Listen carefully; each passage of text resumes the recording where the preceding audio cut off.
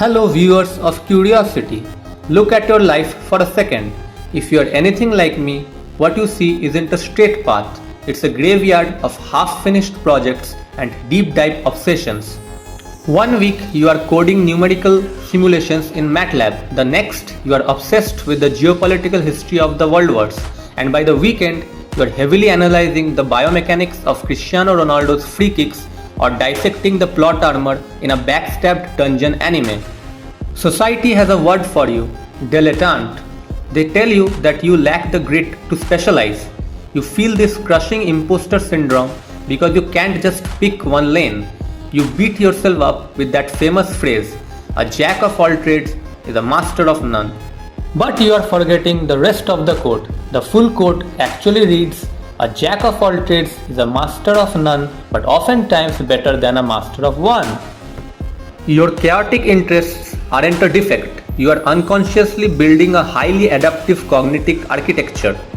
To understand this anxiety, we have to look at the lie you were sold. For the last century, the world was an I-shaped game.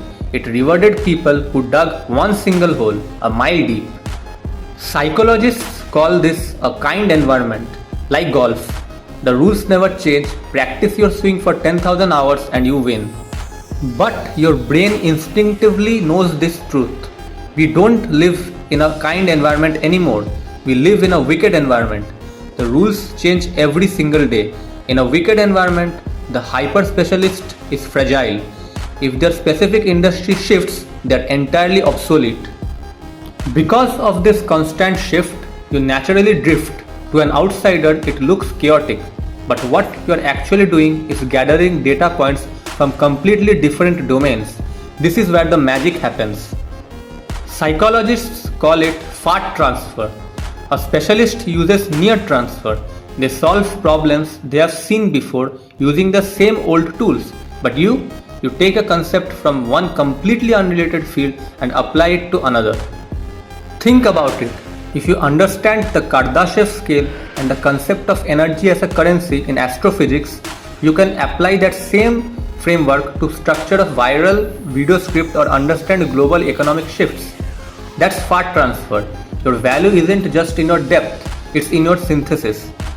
Understanding that your curiosity is a superpower is a relief, sure, but it doesn't solve the crushing burnout you feel when you look at specialists your age getting promoted while you feel like you are still at the starting line. This happens because you misunderstand the geometry of your own potential. You aren't T-shaped general knowledge with one specialty. You are M-shaped, multiple pillars of depth connected by a bridge of curiosity. But here is the lethal trap. You cannot build all the pillars of the M at the exact same time. If you try to master fluid dynamics, build an Instagram brand, and write a cinematic short film, all in the same semester, you will collapse. The true polymaths practice something called serial mastery. They view life in seasons.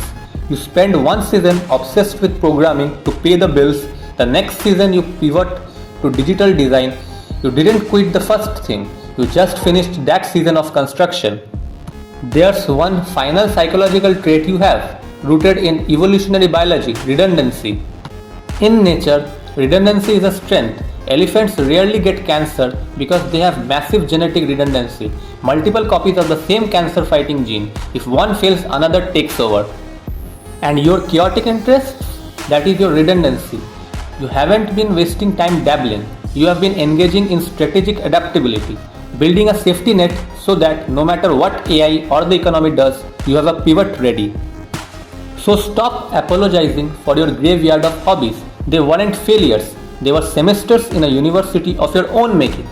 You were built to be the bridge between worlds that others can't even see. So, if you are ready to embrace the M-shaped future, drop a heart in the comments. And if you want to dive deeper into structuring your seasons of mastery, hit subscribe. I will see you in the next one.